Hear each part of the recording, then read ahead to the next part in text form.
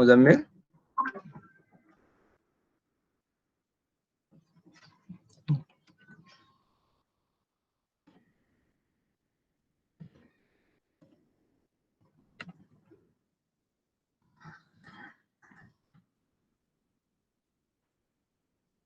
Okay,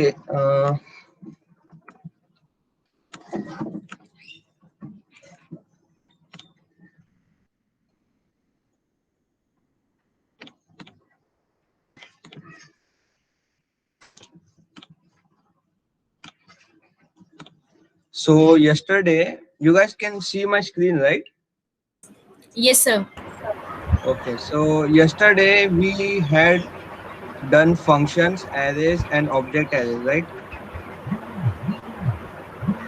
Right. Okay. So I did miss something. What did I miss?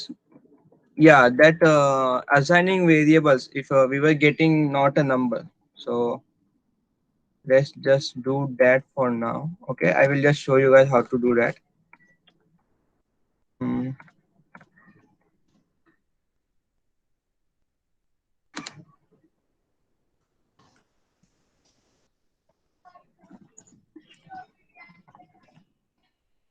Okay, so we did this and all that. Okay, chalo. So we had a function. It was named add and it would add two numbers. Sir Yes. Sir थोड़ा इसका जो editor है sir इसका थोड़ा font size बढ़ा दीजिए sir. ठीक है, थोड़ा सा और सर। एक सेकेंड ना। और बस बस बस बस ओके चल। इसका कमांड प्रॉम्प्ट का ही बढ़ा दो थोड़ा।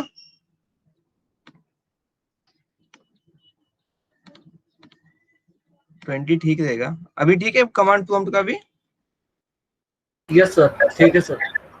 चलो, तो हमने फंक्शन बनाया था ऐड, तो इसके से हमें ये रिटर्न आ रहा था ऐड ए प्लस बी। तो इसे कंसोल लॉग कर देते हैं हम।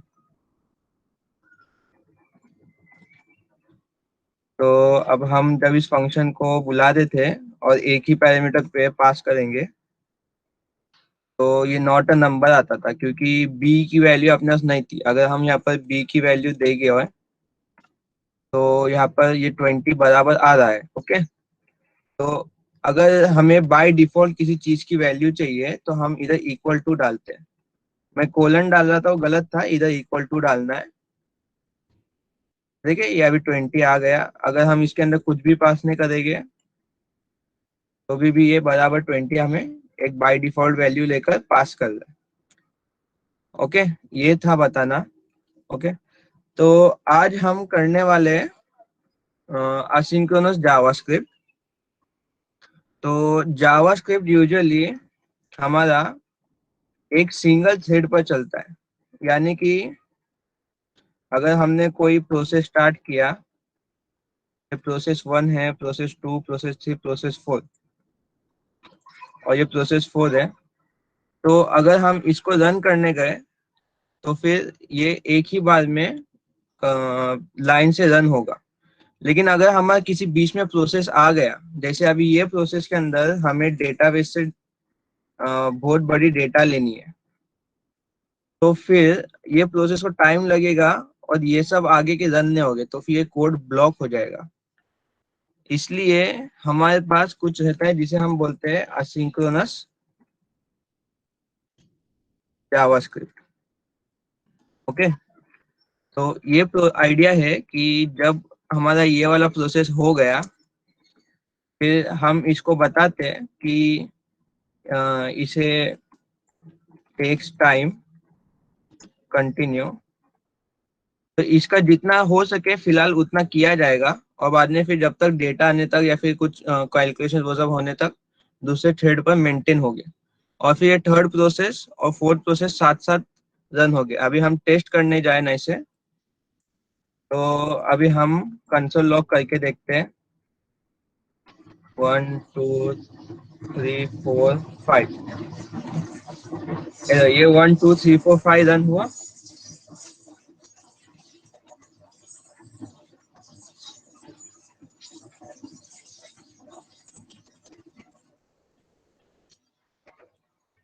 तो अगर हम इसी बीच कोई बड़ी डेटा डिस्प्ले करनी है,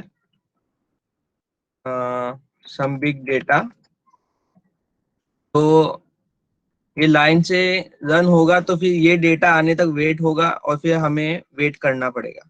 ये काम हमें नहीं करना है, तो हम असिंक्रोनस जावास्क्रिप्ट यूज करते हैं। मैं अगर अभी आपको डायरेक्ट फेच एपीआई बता सकता हूँ, लेकिन थोड़ा हम पहले पीछे की हिस्ट्री में जाते हैं, ओल्ड टाइम पर हम लोग कैसा करने के वो सब। तो हम है ना फिलहाल क्या करेंगे, थोड़ा सा HTML में जाएंगे। तो हमारी एक फाइल है index.html। ओके, पॉइंट ज्वाइन हुआ अभी। मुजम्मिल शेख लेफ्ट। ओके, तो हम यहाँ पर एक डॉक क्रिएट कर लेते हैं। इसको थोड़ा बड़ा करते हैं फिलहाल के लिए, ठीक है। और यहाँ पर एक बटन डालते हैं, इसके अंदर टेक्स्ट रहेगा।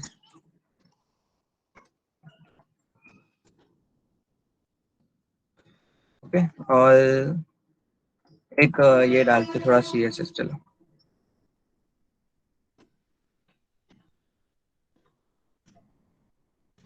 ये फाइल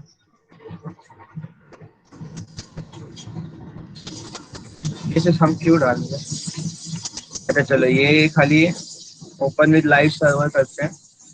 और ये देखो, ये हमारा रन हो गया। हम फिलहाल क्या कर रहे हैं, इसके अंदर एक स्क्रिप्ट ऐड करते हैं। Script src equals to dot, ये app.js को ही यूज करते हैं हम। और देखते हैं कि ये हम पहले थोड़ा CSS कर ही देते हैं। मेरे को ये व्हाइट के ऊपर ब्लैक अच्छा नहीं लगता। बैकग्राउंड ब्लैक रखते हैं और कलर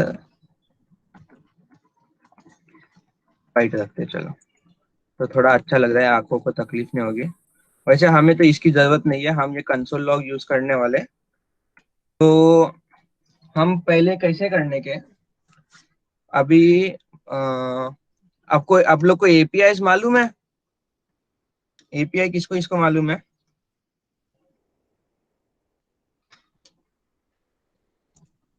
हेलो। अच्छा, अगर आपको आइडिया नहीं है तो मैं बता देता हूँ एपीआई क्या देता है। अगर आपके पास कोई वेबसाइट है, जैसे हमारा खुद का एक कोविन है, जो कोविन वैक्सीन का ये है, उसका भी खुद का एपीआई है। तो ये देखो, api.setu.government.in पर जाओगे तो आपको यहाँ पर ये मिलता है। अभी इसके अंदर हमारे को एपीआई के साथ में ये ऑथराइजेशन की लगेंगी, इसलिए मैं इधर बता रहा नहीं हूँ आपको कैसा करते हैं। लेकिन हम आईपी कोड से एपीआई ले सकते हैं, फ्रेश फेक एपीआई। ओके, तो इधर आप देख सकते हो कि अगर आप इधर रिक्वेस्ट करते हो typicode.com, ये देखो फेच करते हैं और इसे रन करते हैं, तो ये देखो, ये हमें कुछ मिलता है। अगर हम इसे हमारे कोड में यूज करते हैं,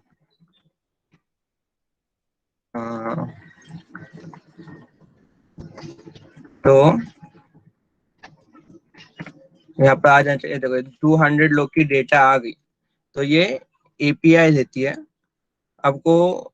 किसी वेबसाइट से या कहीं से डेटा चाहिए देंगे तो हम एपीआई को यूज किया जाता है। तो सब, किसी की पब्लिक एपीआई रहती है, किसी प्राइवेट एपीआई रहती है।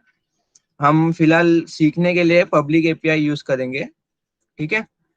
तो अ, इसे क्लियर करते हैं लॉग को, और हम वापस यहाँ पर आते हैं। ओके, ये एकदम नया मेथड है, तो हम फिलहाल ये नहीं करेंगे। मैं आप लोग को बताता हूँ पहले कैसा किया जाता था। पहले हमें एक रिक्वेस्ट ऑब्जेक्ट बनाना पड़ता था। तो कौन request equals to new XML HTTP request, और फिर इसके साथ रिक्वेस्ट डॉट ओपन गेट डेट कमांड है। क्योंकि जब हम डेटा मांगते हैं तो बाय डिफॉल्ट वो गेट ही देता है, और फेच के अंदर हमने कुछ डाला नहीं इसलिए। लेकिन पोस्ट एक टाइप का देता है, एक पुट देता है, और एक डिलीट देता है। वो हम बाद में जाके जब डेटाबेस के साथ रहेंगे ना तभी सीखेंगे। अगर मैं उतना सब अभी बताने गया तो फिर हमारे पास उतना टाइम नहीं है। तो इसके अंदर हमें दो पैरामीटर्स देने पड़ते हैं। जो देखो, मेथड कौन सा टाइप का मेथड देगा, गेट देगा, पोस्ट देगा, वो सब, और यूआरएल देती है सेकंड वाली। तो हम अभी यहाँ पर एक ये करते हैं, इसी को ही ले लेते हैं, ये वाला पेज को। ठीक है, हमें चलो बराबर कॉपी किया, और फिर यहाँ पर रिक्वेस्ट डॉट सेंड करते हैं। तो फिर अगर हम यहाँ पर आके नेटवर्क में देखेंगे तो ये देखो हमारे पास टू डूज आए हैं। तो अभी ये डेटा आ गई। ठीक है, अब हम इसे ना एक छोटे फंक्शन में डाल देते हैं, गेट टू डूज करके। ठीक है, तो ये होगा हमारा एक एरो फंक्शन करते हैं, मुझे पसंद है इसलिए, और फिर गेट टू डूज करते हैं। ठीक है, ये नहीं, अब चल जाते हैं। ये देखो आ गया अपना टू डूज फिर से। तो अभी ये है ना, ये नॉन ब्लॉकिंग कोड है। अगर आप देख सकते हो, ये यहाँ पे कंसोल लॉग 1 करोगे, और फिर इसे 2 करते हो, इसे 3 करते हो, और फिर इसे 4 करते हो, और यहाँ पर कंसोल लॉग में देखोगे आप, तो पहले ये सब रन हो गया। एक सेकेंड ना।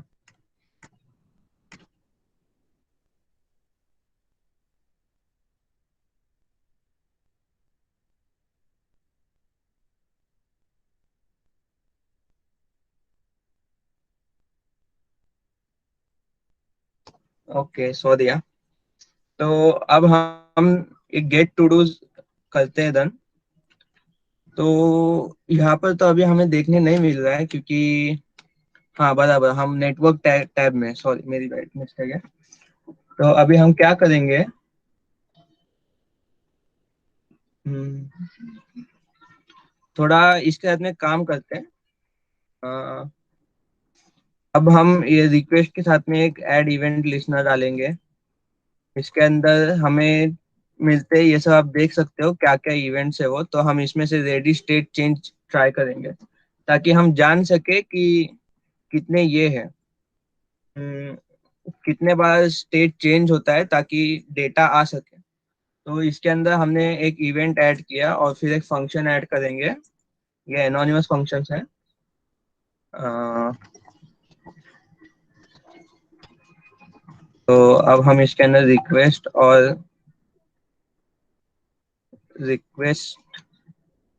डॉट क्या ऐड करते हैं, रेडी स्टेट। ओके, हाँ, चलो। तो फिर अगर अब हम इसे कंसोल लॉग करते हैं, ये देखो यहाँ पर अगर आप देख सकते हो, मैं क्लियर करता हूँ, रीलोड करता हूँ। ये देखो 1 2 आपका रन हुआ, फिर थर्ड के यहाँ पे जब ये प्रोसेस रन हुआ था, तभी इसने आगे कोड को ब्लॉक नहीं किया। 3 और 4 रन हुआ, फिर ये बाकी का पूरा कंप्लीट हुआ है। तो अभी हम जान चुके हैं कि इसको 4 स्टेट्स लगते हैं जब कि इसकी रिक्वेस्ट पूरी हो जाए।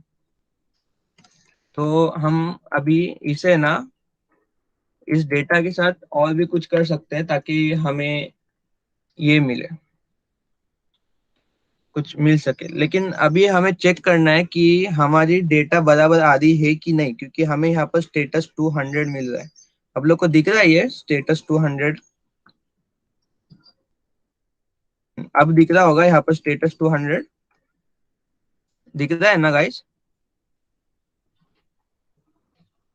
कुछ तो बोलो, हेलो। Yes sir. अच्छा, ये आपको स्टेटस 200 दिख रहा है जो मैंने हाईलाइट किया वो? यस सर, दिख रहा है सर, सो हो रहा है। ओके, अगर ये स्टेटस 401 या फिर नॉट फाउंड भी होता है, जैसे कि हम यहाँ पर गलत यूआरएल डाल दे देते हैं, तो यहाँ पर आप देख सकते हो 404 आया है और ये स्टेटस 404 है, तो हमें थोड़ा इसे हैंडल करने को चाहिए। तो अगर हम एक इफ कंडीशन डालते हैं, request dot ready state equals to 4, और बाद में एक सेकेंड कंडीशन डालेंगे कि रिक्वेस्ट डॉट स्टेटस हमारा 200 हो। ओके, तब हमें एक कॉल बैक फंक्शन फायर होना चाहिए। तो कॉल बैक, और फिर कॉल बैक के अंदर क्या आता है? अच्छा, मैं आपको कॉल बैक नहीं आता। कॉल बैक फंक्शन एक फंक्शन रहता है जो फंक्शन के अंदर फंक्शन रन होता है। तो अगर हम ये गेट टू डूज के अंदर एक और फंक्शन ऐड करता हूँ मैं ऐसे करके, तो ये हमारा फंक्शन है गेट टू डूज, और बाद में फिर ये वाला जो फंक्शन हम बना रहे अभी, वो एक कॉल बैक फंक्शन हो गया। तो इसके अंदर हम एक एरर लेते हैं और एक डेटा लेते हैं, और फिर इसके अंदर कंसोल लॉग करेंगे छोटा सा पहले, क्योंकि चेक करना चाहिए काम करता है कि नहीं। Fired, okay. तो कॉल बैक के अंदर हम फिलहाल कुछ डाल रहे नहीं है। यहाँ से ऐसे चल जाना चाहिए ये। और कहाँ पर है, इसे हाइड करते हैं, नेविगेटेड टू। अच्छा, ये फाउंड नहीं है, थोड़ा इसको ठीक करते चलो। 1 2 3 4 call back is not defined. अच्छा, call back is not defined, हाँ हमें यहाँ पे पास करना चाहिए कॉल बैक। ठीक है, ये कॉल बैक है हमारा, और ये फिर कॉल बैक है, ये फंक्शन है। ये देखो ये फायर हो गया है, यहाँ पर लिख कर आ रहा है फायर्ड करके। अब हमें इसके साथ काम करना है, क्योंकि यहाँ पे हमने एक एरर दी है और एक डेटा दिया है। तो अब हम करेंगे इफ कंडीशन यूज करेंगे, कि फायर होते रहना चाहिए। चलो, ये थोड़ा अपने इंफॉर्मेशन देंगे कि चल रहा है कि नहीं चल रहा है, कुछ एरर रहेगा तो मालूम पड़ेगा। तो पहले हम चेक करेंगे कि एरर है क्या, कंसोल लॉग करेंगे यहाँ पर एरर। अगर एरर नहीं है तो फिर हम एल्स यूज करके CLG डेटा। ओके,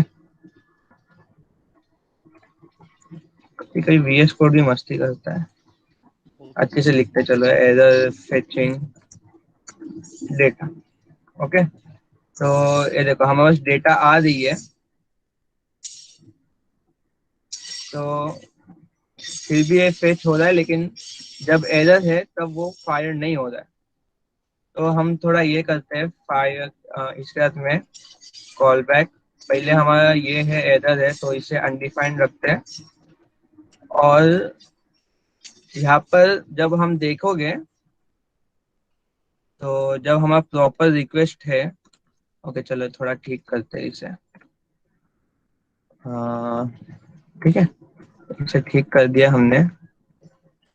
कहाँ पर है, हाँ ये देखो यहाँ पर रिस्पॉन्स डॉट टेक्स्ट है, तो हम ये टेक्स्ट को यूज करेंगे। रिस्पॉन्स क्या यूज करेंगे हम यहाँ पर? रिस्पॉन्स हम क्या यूज करना था, रिस्पॉन्स डॉट टेक्स्ट ना, रिक्वेस्ट के अंदर था, रिक्वेस्ट डॉट रिस्पॉन्स। ठीक है, और अगर हमारे पास हम्म,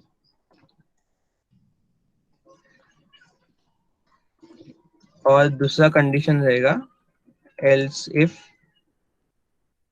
एलसी रखते हैं फिलहाल, जो कि एरर के ऊपर रन होगा। नहीं, इफ पर ही रखते चलो, एल्स के अंदर हम ये पास नहीं कर सकते इसलिए। तो request dot ready state equals to 4, चौथे रिक्वेस्ट के ऊपर अगर हमें पास कोई रिस्पॉन्स नहीं आता है, तो फिर हम कॉल बैक के अंदर जाकर उसको एरर के साथ में शो करेंगे। तो अब हमारा यही सेम रहेगा, लेकिन यहाँ पर हम पास करेंगे एरर फेचिंग डेटा और फिर यहाँ पर अनडिफाइंड पास करेंगे। तो यहाँ पर डेटा आ रही है, अगर हम यहाँ पर एरर डाल देते हैं, ठीक है, तो यहाँ पर हमें बता रहा है कि वो एरर फेचिंग डेटा। मैंने यहाँ पर एक डबल एस डाला हो तो ये रॉन्ग एपीआई यूआरएल हो रहा है, तो यहाँ पर एरर फेचिंग डेटा आ गया। और अगर हम इसे ठीक करते हैं तो यहाँ पर हमारे पास डेटा आ रही है। तो ऐसे हम पहले काम करने के, तो अभी फिलहाल के ये सब नहीं चाहिए, ये भी नहीं चाहिए, लेकिन अभी हमें जब डेटा आती है तो फिर कुछ और भी करना है। जैसे हमें वापस से टू डूज लेने हैं, तो अब हम ये करेंगे। फिर अब हम कहाँ घुस रहे हैं, हम कॉल बैक हेल्प के अंदर घुस रहे हैं। तो ये फिर आपका ये हो गया। अब मैं फिर कुछ तो गड़बड़ कर रहा हूँ, ठीक है, क्या गड़बड़ हो रही है फंक्शन के अंदर ये वाले। हाँ बराबर, ये यहाँ पर आना चाहिए, ठीक है। और फिर से हम, अगर आप देख सकते हो तो ये फायर होगा, फायर सेकंड आना चाहिए। अरे ये फायर सेकंड आ गया। तो अगर हम ऐसे ही करते गए, फिर से इसके अंदर से यही सेम लॉजिक कॉपी करते हैं और यहाँ पर ही पेस्ट करते हैं। फायर थर्ड आएगा, फायर सेकंड, फायर थर्ड। अगर हम यही चीज करते गए और फिर करते गए तो फिर इसे हम क्या बोलते हैं, इसे हम कॉल बैक हेल्प बोलते हैं। अगर आप देखने जाओ तो ये ऐसा ट्राइंगल जैसा बन जाता है। और अगर आपका कोड ऐसा दिखने लग जाए तो आपको समझ जाना चाहिए कि आपका कोड गंदा है और ये कोड आगे जाके आपके काम नहीं आने वाला है। तो इससे अच्छा है कि हम फंक्शंस और ये यूज करते हैं असिंक्रोनस जावास्क्रिप्ट के साथ में प्रोमिस और असिंक्रोनस और अवेट यूज करते हैं, ठीक है। तो ये कॉल बैक हेल्प से बचने के लिए और इतने गंदे कोड से बचने के लिए हम क्या करते हैं, ये फिलहाल को ये अंदर का जो एक्स्ट्रा लॉजिक है वो रिमूव करते हैं, चलो ठीक है। ये भी नहीं चाहिए हमें। ओके, अभी हमें इस कोड को अच्छा करना है, मतलब काम के लायक बनाना है, ठीक है। तो अभी हम फिलहाल छोटा सा एक जेसन का ये बनाते हैं, हमें उसके बाद में काम करना पड़ेगा। तो जेसन स्लैश किसी का तो कुछ तो देखते हैं, सैम्पल डॉट जेसन, ठीक है। अभी आपको जेसन फाइल बताता हूँ।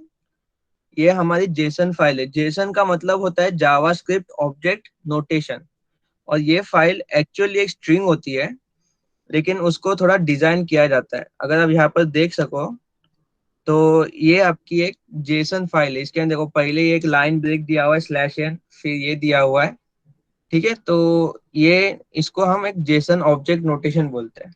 इसको हम खुद से कैसा बनाते हैं, पहले एक ब्रैकेट बनाते हैं, ये सेम टू सेम हमारा नेस्टेड एरे जैसा दिखता है, और फिर इसके अंदर ऑब्जेक्ट्स रहते हैं। तो हम फिलहाल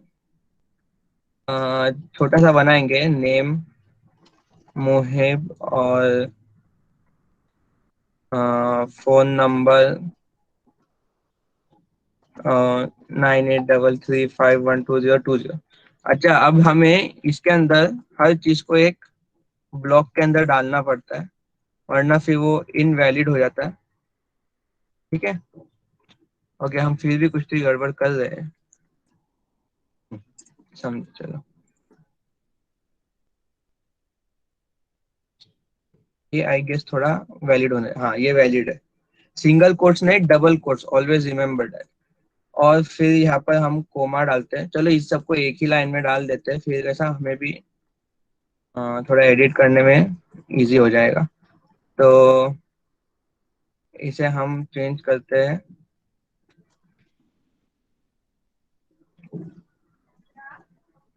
तो 1 हो गया। स्टूडेंट को होली लिखते हैं और लाम लिखते हैं, ठीक है। अभी हम फिलहाल के लिए इसको ही फेच करेंगे, उसको थोड़ा बाहर रखते हैं, जेसन फोल्डर में नहीं रखते हैं। अब हम ट्राई करते हैं चलता है कि नहीं चलता है देखने को। हम्म,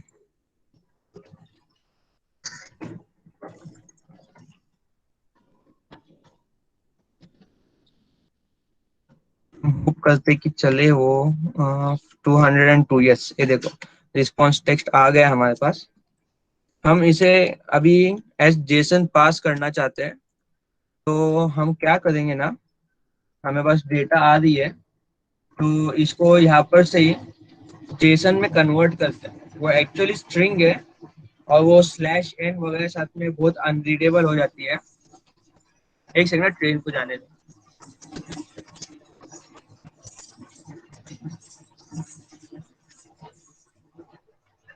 अच्छा, कल कौन था जिसने मुझे पूछा था आर्ग्यूमेंट्स और पैरामीटर्स में क्या डिफरेंस होता है? वो मेरा दिमाग नहीं चला उस टाइम पे।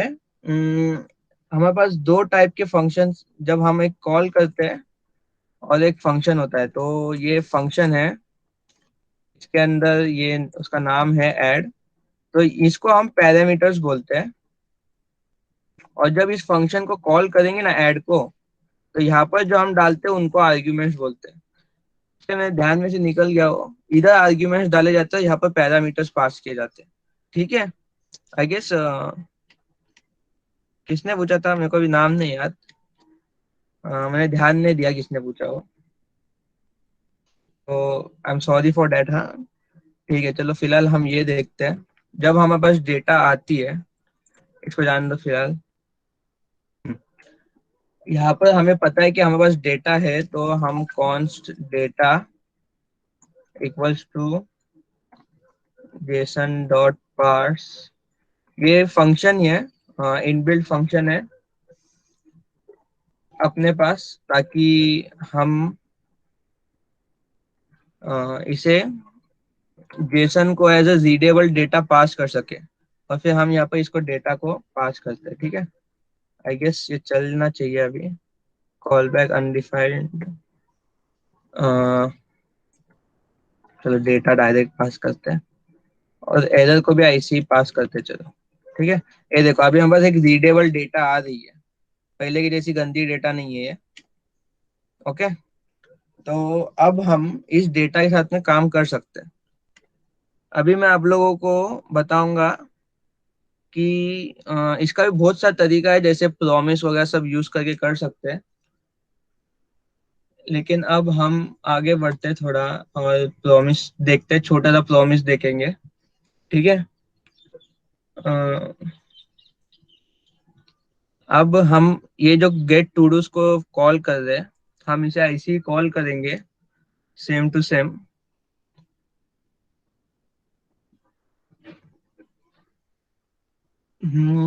इसके अंदर हम डॉट डेन और डॉट कैच का मेथड यूज करेंगे। तो अब हमने इसको ये करके रखे, गेट टू डूज है हमारा। ठीक है, तो मैं फिलहाल आपको प्रॉमिस कैसा काम करता है वो बताता हूँ। तो अभी हम यहाँ पर कुछ भी करते हैं, गेट समथिंग, फिर इसके अंदर इसको एक असिंक्रोनस अनोनिमस ये बनाते हैं, एरो फंक्शन बना देते हैं। और फिर यहाँ पे कुछ तो भी करेंगे हम, जैसे फेच डेटा, और बाद में फिर रिजॉल्व करेंगे नई डेटा को, रिजॉल्व न्यू डेटा। और फिर यहाँ पर से ये रिजॉल्व हमारे को प्रॉमिस के साथ मिलता है। तो फिलहाल हम इधर कुछ बनाते हैं, जैसे रिटर्न ऑब्जेक्ट बनाएंगे एक, इसके अंदर एक प्रॉमिस रिटर्न होगी। प्रॉमिस के अंदर हमारे पास बाय डिफॉल्ट दो ऑब्जेक्ट रहते हैं, जैसे एक रहेगा रिजॉल्व और एक रहेगा रिजेक्ट। ओके, और फिर ये हमारा हो गया। हम्म, हम्म, यहाँ पर हम डेटा फेच करेंगे, और फिर यहाँ पर से हम किसी डेटा को रिजॉल्व करेंगे, तो यहाँ पर हम लॉग करते हैं डेटा फाउंड, और रिजेक्ट करेंगे तो डेटा नॉट फाउंड। अभी यहाँ पर हम अगर इसको कंसोल लॉग करेंगे, आई गेस इसको कैसे कंसोल लॉग करेंगे। हम्म इसको डायरेक्ट हम कंसोल लॉग नहीं कर सकते, तो अब मैं आपको बताता हूँ आप लोग को डॉट डेन कैसा यूज करते हैं। हमने एक फंक्शन क्रिएट किया है जो आपने डेटा रिजॉल्व या फिर रिजेक्ट करके देता है। तो जब हम इसे कॉल करेंगे गेट समथिंग को, तो इसके साथ में हम यूज करेंगे डॉट डेन। तो अगर हमारे पास डेटा आ रही है तो मैं फिर कुछ तो गड़बड़ कर रहा हूँ, ठीक है, मेरा रुक गया। हाँ, डॉट डेन, फिर स्कैन से अगर हमारे पास डेटा है तो फिर एक फंक्शन कॉल करेंगे डेटा। या फिर अगर हमारे पास नहीं है तो यहाँ पर हम एक कोमा डाल के एक एरर फाइल करेंगे। एरर को ब्रैकेट्स में डालते हैं, ब्रैकेट में डालना लाजिम नहीं है क्योंकि ये एरो फंक्शन है इसलिए। तो इसको कंसोल लॉग एरर करेंगे, ठीक है। ये डबल एरो है इसलिए रॉन्ग बता रहा है। इसको कॉन्स्ट गेट समथिंग, कॉन्स्ट नहीं आएगा। अब ठीक है। तो इधर देखो डेटा नॉट फाउंड आ रहा है क्योंकि हमने यहाँ पर रिजेक्ट रखा हुआ है। तो ये हमारा ये है। अगर हम यहाँ पर रिजॉल्व ऑन रखेंगे तो हमें आएगा डेटा फाउंड, ठीक है। आप लोग हाँ या ना तो बोला करो क्योंकि मुझे पता चले। सर तो ये हमारे पास अभी है। फिर भी इसके अंदर भी अगर हम बहुत सारा डेटा आते जा रहा है, हम रिजॉल्व करते जा रहे हैं, तो ये भी वो कॉल बैक हेल्थ जैसा ही हो जाएगा और लंबा सा ट्रायंगल बन जाएगा। तो हमारे पास एक और अच्छा सा मेथड है, इसको थोड़ा क्लीन अप करने वाला मेथड है फिलहाल के लिए। तो ये डॉट डेन को थोड़ा ये कर देते हैं, और फिर इंस्टेड ऑफ ये एरर यूज करने से अच्छा है हम यहाँ पर डॉट इसे भी रिमूव कर देते हैं, ठीक है। यहाँ पर ब्रैकेट डालेंगे एक, और यहाँ पर हमें एक इवेंट हैंडल करना था, कैच इवेंट। हाँ, यहाँ पर कैच इवेंट हम हैंडल करेंगे, और यहाँ पर एक और ब्रैकेट आएगा। फिर हम वापस से अपना एनोनिमस फंक्शन, ये एरो फंक्शन रन करते हैं, और फिर कंसोल लॉग एरर कर सकते हैं, ठीक है। तो यहाँ पर डेटा फाउंड आ रहा है, यही काम हम सेम करने गए तो फिर ये वाला डेटा नॉट फाउंड। अगर हम यहाँ पर फिर अगर डॉट डेन यूज करते जा सकते हैं, यहाँ पर आएगा फिर से डेटा, फिर एरो फंक्शन, फिर वही, फिर वहाँ पर आएगा कंसोल लॉग डेटा। हम यहाँ पर हमें अगर बार बार रन करना है तो फिर रिटर्न करना पड़ेगा गेट समथिंग। आई गेस फिर से कुछ होना चाहिए, ठीक है। Data not found, data not found.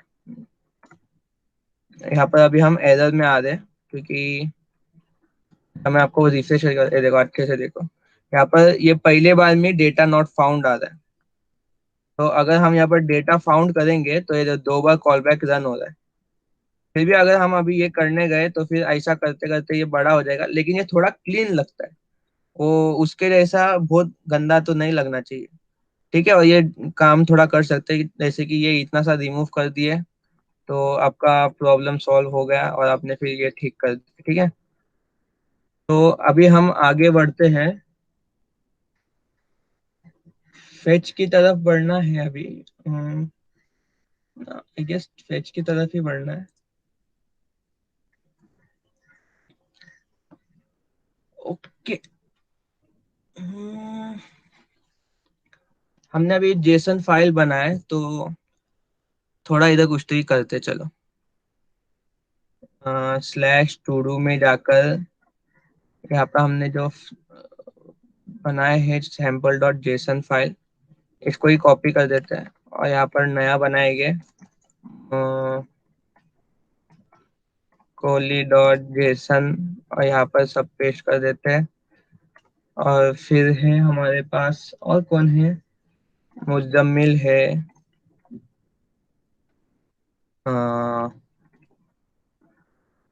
और कौन शिव है यहाँ पर? हम फिलहाल के लिए ये सैंपल की रखते थे डेटा, ठीक है। और अब हम यहाँ पर इस सैंपल की जगह पर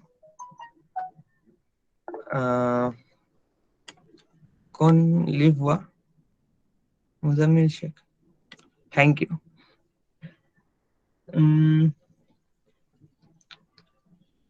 ठीक है, यहाँ पर अभी हमारे पास ये सब है, फिलहाल के लिए क्लोज कर देते हैं, मेरे को ज़्यादा ये नहीं चाहिए यहाँ पे। तो हम थोड़ा सा पैरामीटर्स पास करेंगे इसके अंदर। गेट समथिंग के अंदर हम क्या पास करेंगे फिलहाल? सबसे पहले हम मुजम्मिल को ही लेते, उसने अच्छा एक स्टार भेजा ना इसलिए। तो मुजम्मिल, मेरे ख्याल से आपकी स्पेलिंग राइट लिख रहा हूँ मैं, थोड़ी लंबी है। यहाँ पर हम एक नेम लेंगे और फिर यहाँ पर नेम पास करते हैं, थोड़ा ये करते हैं। चलो, आपको थोड़ा रियल वर्ल्ड डेटा यूजेज बताना चाहता था, इसलिए ये कर रहा हूँ मैं। तो अब हम यहाँ पर कुछ और पास करेंगे, जैसे कोहली को पास कर रहे और फिर वापस शिव को पास कर रहे और फिर यहाँ पे मुजम्मिल कॉपीड है। तो आई गेस ये चल जाना चाहिए। Data found, data found, data found आ रहा है। और हम एक और काम करते हैं, इसको है ना यहाँ पर से इधर कॉपी करके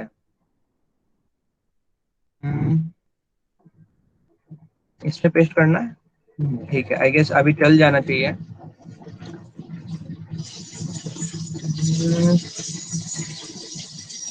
हाँ, अभी हम ये कॉल बैक नहीं यूज करेंगे, हम रिजॉल्व करेंगे। इधर रिजॉल्व के साथ में डेटा जाएगी और यहाँ पर भी नहीं, यहाँ पर रिजेक्ट आएगा और यहाँ पर एरर जाएगा हमारा, ठीक है। और एरर हम कुछ अच्छी रखते हैं, एरर गेटिंग डेटा।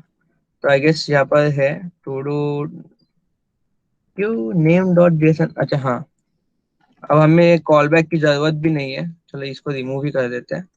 तो यहाँ पर है नेम, फिर भी मुजम्मिल डॉट जेसन। अच्छा, जेसन नाम है। ये देखो, ये तीनों फायर हो गए। अगर लक बाय चांस हम यहाँ पर, ये देखो ये दो, एक मुजम्मिल और कोहली फायर हुआ यहाँ पर। मैं रिफ्रेश करके बताता हूँ, चलो।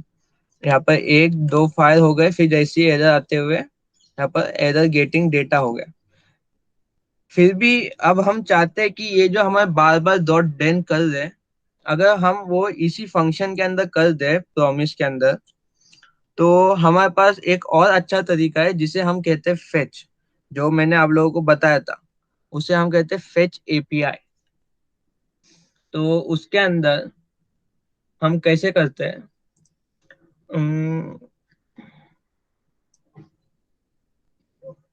ओके। तो मैंने आप लोगों को स्टार्टिंग में फेच बताया था, तो उसके अंदर फेच था और फिर हमारा आता है यहाँ पर टू डूज को फेच करते हैं, फिर बाद में कोहली जैसे फेच करेंगे और फिर बाद में हम यहाँ पर डॉट देन लिखेंगे। मैं अभी जो आप लोग पढ़ाने वाला हो वो एक्चुअली आप लोग एक काम का नहीं है, लेकिन फिलहाल हम लोगों को ये सीखना चाहिए, क्योंकि अगर कभी आपको प्रॉमिस चेनिंग करनी पड़े लक बाई चांस जिंदगी में, होप करते हैं कि ना हो, क्योंकि बहुत गंदा काम होता है। और बड़े बड़े डेटा के साथ में काम करते टाइम आप लोग को one by one data handle करनी पड़ती है, तब जाकर ये करना पड़ता है। तो मेरे साथ में ये करो, वरना मैं खाली आप लोगों को असिंक्रोनस फंक्शन बता के छोड़ देता था, लेकिन नहीं, ये काम हम फिलहाल नहीं करना चाहते हैं। तो अब हमारे पास कंसोल लॉग रिजॉल्व रिस्पॉन्स है और फिर अगर हमारे पास एरर आएगा तो फिर हम यहाँ पर डॉट कैच एरर में जाके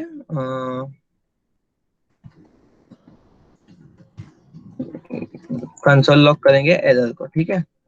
यहाँ पर ये देखो, ये हमारा रिजॉल्व हो गया, स्टेटस 404 नॉट फाउंड। और मैं टू डू क्यों लिख रहा हूँ? तो यहाँ पर हमारे पास स्टेटस 200 आ रहा है। ओके, अभी हम अपना खुद का एरर थ्रो करना चाहते हैं, तो हम क्या करेंगे?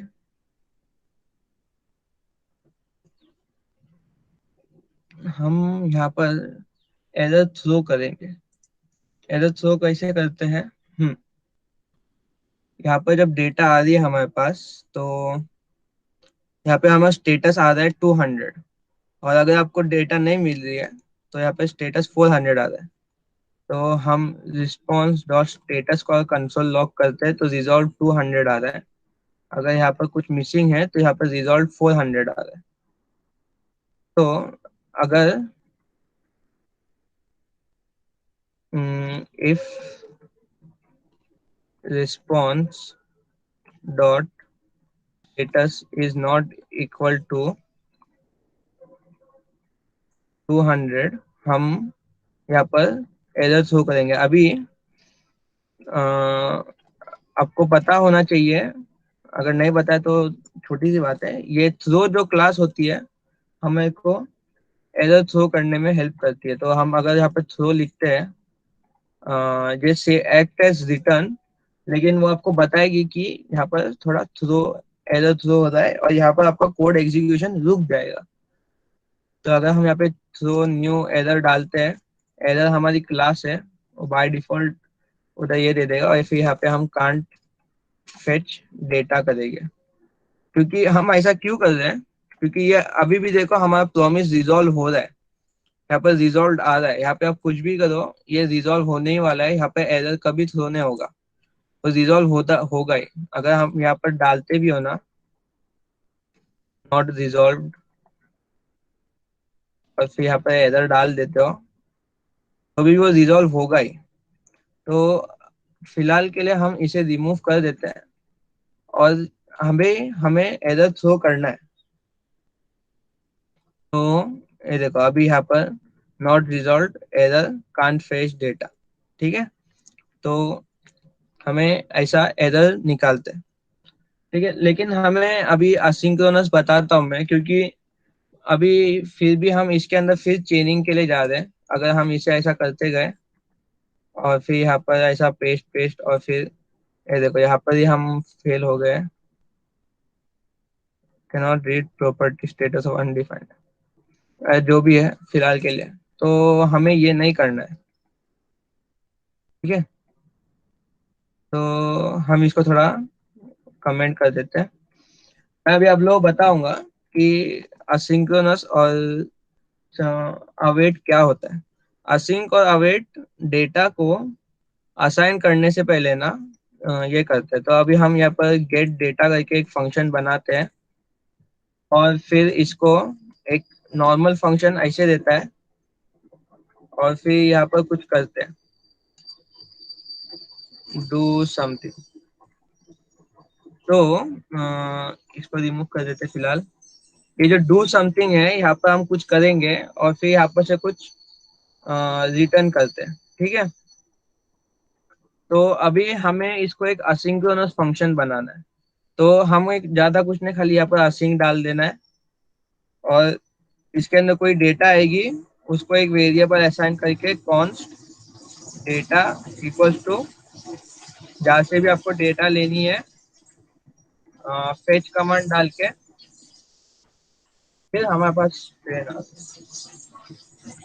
Jason slash Holi dot JSON डालना है, ठीक है। और फिर हम यहाँ पर कंसोल लॉग करके डेटा को कंसोल लॉग कर सकते हैं। तो अब हम इसे कॉल करेंगे गेट डेटा को। आई होप कि चल जाना चाहिए। हाँ, ये देखो रिस्पॉन्स टाइप बेसिक। तो हमने लिटरली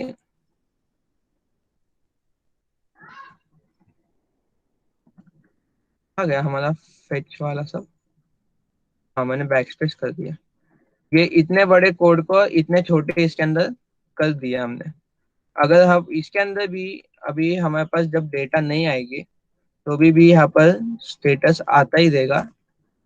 तो ये देखो स्टेटस 404 ओके फॉल्स आया, ठीक है। तो अभी फिर भी अभी हमें यहाँ पे चेनिंग नहीं करनी पड़ेगी। तो हम इसे ऐसा यहाँ पर ऐसे ही खाली एक कॉन्स्ट डेटा करते हैं, इसे लेट डेटा कर देते हैं और इसे बैकस्पेस कर देते हैं, ठीक है। और फिर यहाँ पर डेटा का रिस्पॉन्स हमें 200 आ गया। अब हम यहाँ पर से कुछ रिटर्न करेंगे जैसे कि हमारी डेटा, ठीक है। तो फिर हमें फिर भी यहाँ पर एरर थ्रो करना ही है। तो रिस्पॉन्स जब हमारे पास आ रहा है, यहाँ पे अभी हमारे पास डेटा है, तो हम इन दोनों का ये करते हैं। आई गेस अब हमारे पास कभी कोई एरर रहेगा तो फिर ओके ओके हमने कुछ अच्छा ओके हम यहाँ पर सिंगल फंक्शन अपने डॉट देन यूज करना पड़ता है। लेकिन मैं अभी आप लोग फायदा बताता हूँ इसका। आप बोलोगे कि क्या सर आप बार बार डॉट देन बताए जा रहे हो, लेकिन अब हमें ज्यादा स्टेटमेंट्स लिखने की जरूरत नहीं। वरना अगर आप ऐसा लिखोगे तो आपका डॉट देन फिर यहाँ पर लास्ट में डॉट कैच आता है। तो उससे अच्छा हमने ये सारे जो भी डॉट देन है उनका काम यहाँ पर ही कर दिया है, और ये और भी अच्छा होता है। और हमें यहाँ पर खाली एक डॉट कैच एरर कैच करेंगे हम यहाँ पर, और फिर एरर आने के बाद में कंसोल लॉग करेंगे कुछ जो भी एरर है वो, और यहाँ पर डेटा आने के बाद में कंसोल लॉग डेटा कर देंगे, ठीक है। तो अब हमें देखो यहाँ पर बराबर एरर आ रहा है, जिस चीज की हमें जरूरत है वो यहाँ पर आ रहा है। अगर हम इसे कोली कर देते हैं वापस,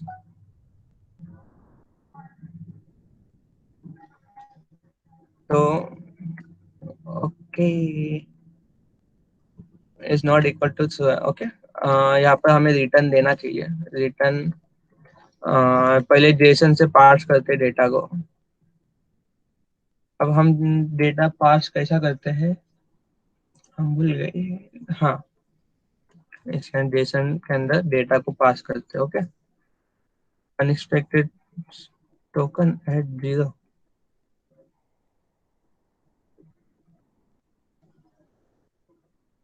क्या तकलीफ है भाई। अच्छा चलो ऐसी डेटा को रिटर्न कर देते चलो।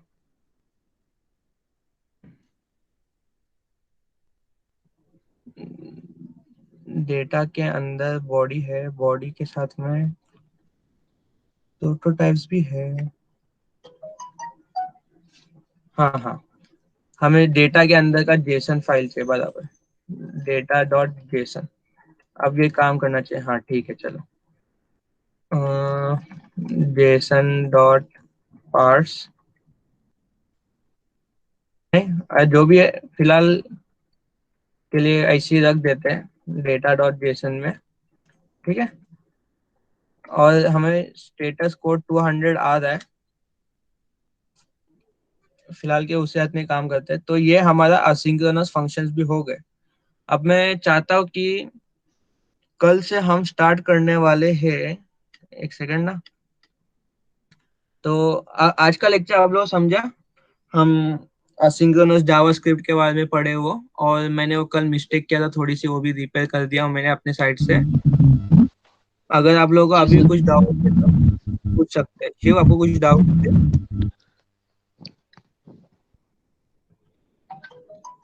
शिव आपको कुछ डाउट है? इस समय इस नहीं सर। ओके तो आप लोगों को लेक्चर समझ में आ रहे हैं ना? क्योंकि जब यस हमें सर। प्रोजेक्ट करना है ना तभी मैं ज्यादा आपकी हेल्प नहीं करूंगा। अभी जो हम स्टडी कर रहे हैं तभी आप ममता जी उससे सर। डाउट्स पूछ लेना। मैं बोल रहा हूँ कि अभी फिलहाल मांगता उतने डाउट्स पूछ लेना, क्योंकि जब प्रोजेक्ट के टाइम पे कोई मेजर डाउट रहेगा तो ही मैं क्लियर करूंगा, वरना मैं चाहता हूँ कि आप लोग गूगल यूज करना सीख जाए, ठीक है? ताकि क्योंकि आज के बाद में गूगल ही आपका बेस्ट फ्रेंड रहेगा। तो ये फिलहाल के ड्यूरेशन के अंदर आप लोग मेरे पास डाउट पूछ सकते हैं, लेकिन इसके बाद में आप गूगल करना सीख लें। अभी जो मैंने जितना ही पढ़ाया हो वो आपको याद रखने की जरूरत भी नहीं है, आप ये सब गूगल के ऊपर ढूंढ सकते हो, ठीक है? लेकिन ये सब सीखना लाजिम है। तो इसी के साथ में हमारा आज का लेक्चर खत्म होता है।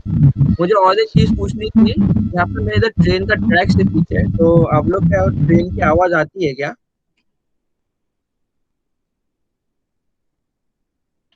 जी सर, आवाज में थोड़ी गड़बड़ रहती है।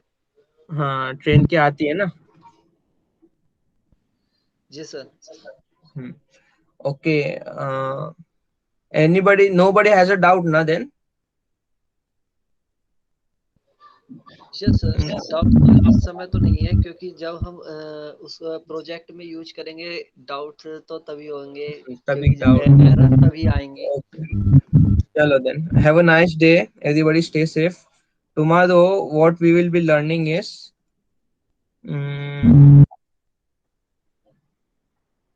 tomorrow we will be going back to Node.js.